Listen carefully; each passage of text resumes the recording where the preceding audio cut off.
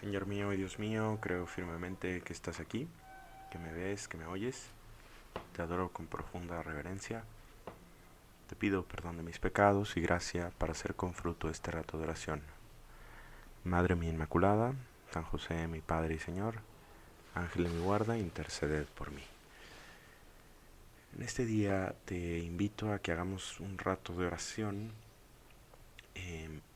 pero esta vez no vamos a tomar el Evangelio, sino vamos a tomar la primera lectura de hoy, que es una profecía de Ezequiel. Hemos estado leyendo en estos días el libro de este profeta y creo que a veces puede ser un tanto desconocida las historias que nos dicen y nos dicen cosas muy interesantes, ¿verdad? Y ahora pues vamos a tomar esta lectura y que no es tan difícil de interpretar, creo, ¿no? El profeta está en una visión en donde ve un lugar con un montón de huesos secos. Hay que entender que el profeta Ezequiel es un profeta también del exilio, ¿sí? Y, y hay que situarnos ahí para poder entender, ¿no? Los judíos han sido desterrados, es decir, los han sacado de la tierra prometida y esto es una crisis tremenda porque pues era la tierra prometida y cuando pues lo sacan de ahí ellos piensan que pues que Dios había fallado a su juramento por su culpa, porque los profetas les habían dicho cuidado, haz caso, y pues no hicieron caso, ¿eh? Y terminan desterrados en Babilonia. Entonces, pues claro, esto era una situación desesperada. Sin tierra, sin promesa, parecía el fin de, pues, del pueblo de Israel, ¿no? Y, pero en ese periodo también hay varios profetas que hablan de una consolación, o sea, que ayudan a difundir el mensaje de Dios, la palabra de Dios, de no desesperarse porque hay una esperanza, ¿no? Y hay varias profecías así de consolación en la que Dios pues les dice que van a volver y bueno, esta es una de ellas, ¿no? Y la imagen no es tan difícil, decía, pues sí, obviamente sí es desoladora, un lugar lleno de huesos secos, o sea, sin vida. No sé, uno piensa en eso, pues huesos secos ya no tienen ninguna esperanza, ¿no? Bueno, tampoco muy frescos, pero bueno, viejos, ¿no? Ya así, sin nada, ¿no? Y dicen, están secos nuestros huesos y destruida nuestra esperanza, estamos destruidos, es lo que dicen los judíos en las palabras del profeta, ¿no? Ya no esperaba nada, los dos reinos se habían perdido, eh, pues sí, ya no veían ninguna salida, ¿no?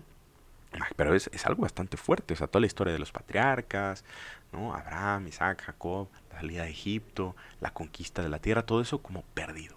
¿No? Y Dios le dice a Ezequiel que profetice una esperanza, ¿no? Que esos huesos van a volver a tener carne, que van a volver a tener nervios, que van a volver a tener piel, o sea, de alguna manera los va a vivificar, ¿no? Y por un lado no es tan difícil entender que está hablando de ese regreso que va a pasar en la historia, que el pueblo de Israel del destierro va a volver a la tierra prometida. Y pero tampoco es muy difícil para nosotros entender que está hablando de la resurrección, así lo vieron los padres de la iglesia porque es bastante sugerente la imagen, ¿no? Voy a abrir sus sepulcros, les haré salir de sus sepulcros y los haré entrar en la tierra de Israel, dice el texto.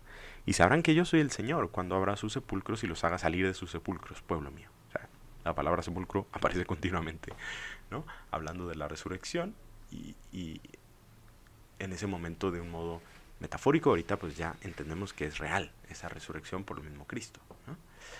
Y la idea es que esto nos sirva para rezar, ¿no? Por supuesto, nosotros sabemos que nuestros huesos pues algún día van a estar secos, pues sí, es una verdad de vida, todos vamos a morir, ¿no? Y esos huesos pues van a sufrir esa corrupción, luego que si hay cuerpos incorruptos tal, ahí no me voy a meter porque es todo otro rollo, pero en condiciones ordinarias los huesos pues digo, la gente se muere y sus huesos pues quedan secos y luego pues se deshacen incluso, ¿no?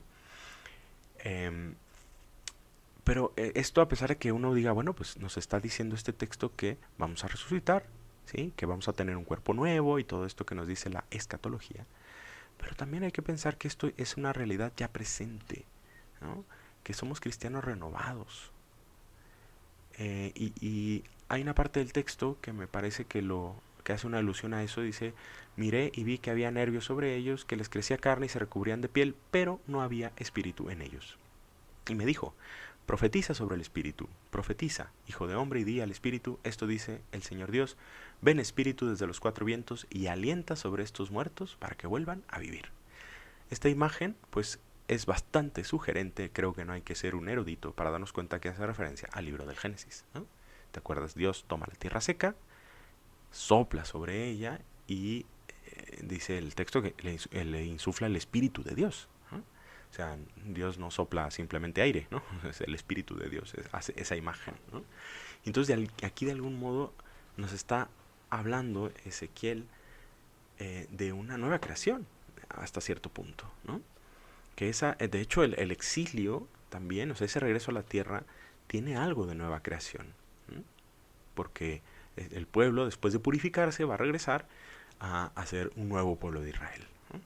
Entonces, pues esto es lo que te invito a considerar. Tú y yo, por el bautismo, acuérdate que hemos sido recreados, ¿no? Esta imagen de los huesos, de la resurrección, digo, sí, apuntan al último día, pero creo que además apuntan a algo que ya pasó en nosotros, que es que por el bautismo hemos sido renovados.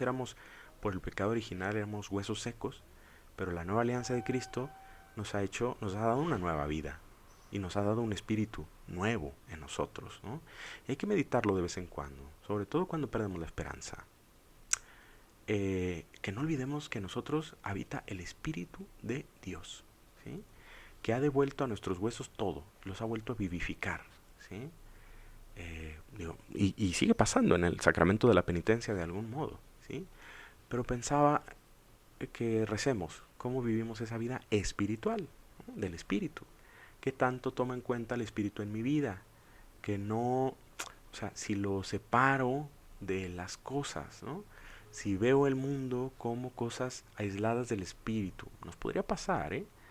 Que vemos las cosas, las situaciones, las dificultades, y las espirituales, pues ahí están, sí, nos dan un cierto consuelo, pero bueno, como que no juegan, ¿no? Y claro que juegan, ¿no? Hay un personaje muy famoso de la historia, bueno, de la teología, un teólogo protestante, pastor del siglo XIX, que por un lado predicaba unas homilías bellísimas sobre Jesús, pero bien bonitas, ¿eh? Era un hombre erudito, muy listo y muy piadoso, pero al mismo tiempo publicaba estudios científicos en los que decía, bíblicos pues casi, que Jesús casi no había existido, o sea, que era una reconstrucción, lo que sea. O sea, dices, bueno, ¿cómo es posible, ¿no? Que esta persona por un lado predique a Jesús bien bonito y luego diga, pues claro, porque veía como si fueran dos cosas distintas, ¿no? Una cosa es la ciencia y otra cosa son las espirituales. Pues no, son la misma, ¿sí? Y nos puede pasar algo parecido, no con los estudios necesariamente, pero sí cómo vemos la vida, ¿no?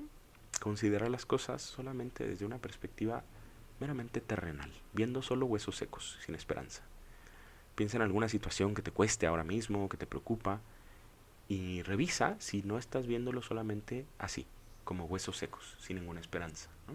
Y dicen, bueno, pues tengo a Dios, sí, pero pues eso no me va a arreglar las cosas. No, es que no se trata de arreglar las cosas, se trata de vivir una vida nueva, una vida en la que vemos algo más, ¿no? En la que vemos al Espíritu de Dios que está ahí. Entonces, pues meter esta visión divina, ¿no? Que nos recuerda que Dios pues siempre interviene en la historia, que Dios ya nos ha salvado, que el mundo vive ahora con el Espíritu, ¿no? Que el Espíritu de Dios está en el mundo, que esos huesos secos, esas situaciones, lo que sea, tenemos la promesa de Dios, vivir desde el Espíritu. Vamos a terminar pidiéndole a nuestra Madre Santa María que nos ayude a tener esa esperanza. Ella, piénsalo, le devolvió a los discípulos esa esperanza cuando ellos pues ya solo veían huesos secos de Jesús en el sepulcro, ¿eh? Y seguramente ella le recordaría pues aquellas promesas de Dios, de la resurrección. Pues que nosotros también, con la ayuda de María, elevemos la mirada y confiemos en esas promesas del Espíritu. Te doy gracias, Dios mío, por los buenos propósitos, afectos e inspiraciones que me has comunicado en esta meditación. Te pido ayuda para ponerlos por obra. Madre mía Inmaculada, San José mi Padre y Señor, Ángel de mi guarda, interceded por mí.